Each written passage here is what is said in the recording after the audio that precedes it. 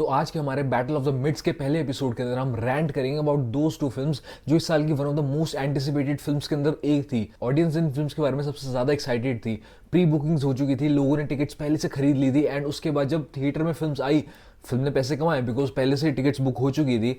But those two films were so mid कि अब मुझे शर्म आ रही है कहते हुए कि मैं इन दोनों फिल्म्स के लिए एक्साइटेड था एंड मुझे बताने की जरूरत नहीं है, आप सब पहले समझ चुके हो कि मैं कौन सी फिल्म्स के बारे में बात कर रहा हूँ। वॉर 2 एंड कुली दोनों इस साल की one of the most hyped films थी।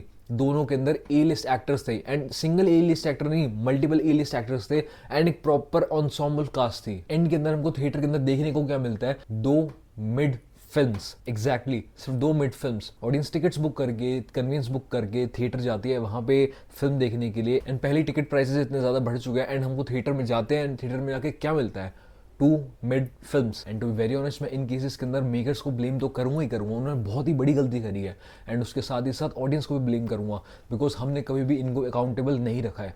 हम बस मास के पीछे भागे जा रहे थे। क्या होता क्या है मास एंट्री, इस तरीके से रजनीकांत को प्रेजेंट किया जाएगा, इस तरीके से जूनियर एनटीआर को प्रेजेंट किया जाएगा, मास एंट्री होनी चाहिए।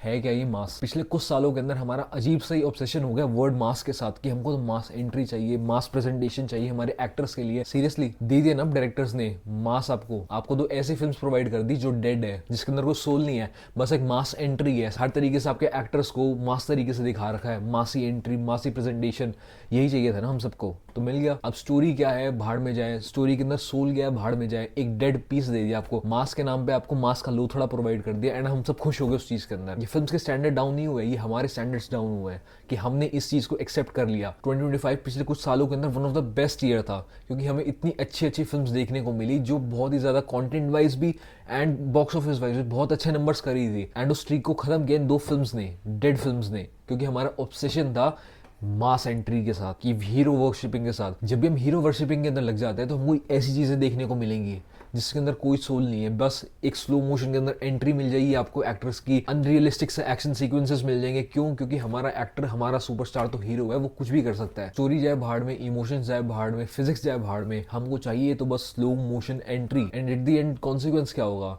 मेकर्स ने तो अपने पैसे कमा लिए, हमारी जो एक्सपेक्टेशंस थी वो डिसअपॉइंटमेंट में बदल गई एंड हमारा जो थिएट्रिकल एक्सपीरियंस है वो कंप्लीटली खराब हो चुका है। While on the other hand हमारे स्टैंडर्ड्स इतने ज्यादा हाई होने चाहिए थे, हमें रिजेक्ट करना चाहिए था इन चीजों को। जिस तरीके की ये फिल्म्स बन रही हैं, जिस तरीके का वीएफएक्स यूज हुआ था, जिस तरीके का वीएफएक्स यूज हुआ था वॉर 2 के अंदर, एंड किस तरीके से एक ही टेम्पलेट को इतने सालों से घिस घिस के हमको प्रेजेंट किया जा रहा है। बस एक ही टेम्पलेट को अलग अलग तरीकों से रिसाइकिल किया जा रहा है, हमको प्रेजेंट किया जा रहा है। हमारे स्टैंडर्ड्स हाई होने चाहिए ताकि हम रिजेक्ट कर सके इस ट्रैश को, बट नहीं, हमें तो हीरो वर्शिप करनी है एंड हमें तो बस एक स्लो मोशन एंट्री चाहिए एंड उसके पीछे हम पागल हो चुके हैं। इट्स हाई टाइम कि हम मेकर्स को अकाउंटेबल रखें, एक्टर्स को अकाउंटेबल रखें। अगर हम उन्हें पेडिस्टल पे रख रहे हैं कि आप बड़ी स्क्रीन पे आके कमांड करो उस बड़ी स्क्रीन को, तो उन्हें रिस्पेक्ट करनी चाहिए उस चीज की एंड अच्छी क्वालिटी ऑफ वर्क के ऊपर फोकस करना चाहिए, ना कि पीछे ग्रीन स्क्रीन की दीवार लगा ली एंड उसके अंदर हम अलग अलग कंट्रीज के अंदर घूम रहे हैं आउटडेटेड वीएफएक्स यूज करके। मैं कितने सारे लोगों को जानता हूँ कि वॉर 2 कुली जैसी फिल्म से वॉकआउट कर चुके हैं एंड इंडिया के नहीं, बाहर के लोग भी वॉकआउट कर चुके हैं because those were such bad films, war 2 specially. But चलो कोई नहीं, वॉर 2 के तो हमको पहले से पता चल गया था कि वो डिजास्टरस फिल्म होगी, मैं उसके ऊपर वीडियो भी बना चुका हूँ कि वो फिल्म फेल करेगी ही करेगी। बट कुली के लिए लोगों की बहुत ज्यादा एक्सपेक्टेशंस थी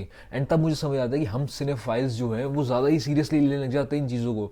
जितना हम दिमाग लगा रहे हैं, थ्योरीज बिल्ड कर रहे हैं, इतना कोई भी मेकर्स नहीं सोच रहा। उनके लिए हम सिर्फ कैश ग्रैब की अपॉर्चुनिटी है कि आपको बस थिएटर तक लाना है, आपकी जेब से पैसे निकलवाने हैं एंड उसके बाद आपको फिल्म पसंद आए या ना आए, आप बाहर में जा सकते हैं। सो एट द एंड मैं बस आपको यही कहना चाहूंगा कि ऐसी फिल्म आती रहेंगी, अभी आई है, इसके बाद फिर से आएंगी, उसके बाद फिर से आएंगी, बिकॉज इन फिल्म्स का पर्पज सिर्फ एक ही है कि आपकी जेब से पैसा निकलवाना एंड आपका ध्यान ना रखना। एंटरटेनमेंट के नाम पे आपको स्लो मोशन शॉट्स प्रोवाइड कर दिए जाएंगे। क्यों?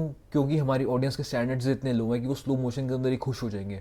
उन्हें बीजीएम प्रोवाइड कर दो, स्लो मोशन एंट्री प्रोवाइड कर दो, वो उसी के अंदर ही मान जाएंगे।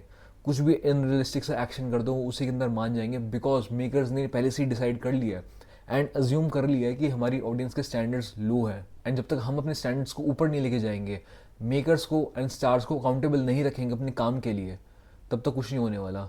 उनके लिए सिर्फ एक फिल्म थी, वो अगली फिल्म फिर से बनाएंगे, उसके अंदर वो चल जाएगी एंड सब कुछ भूल जाएंगे लोग इस पुरानी फिल्म के बारे में।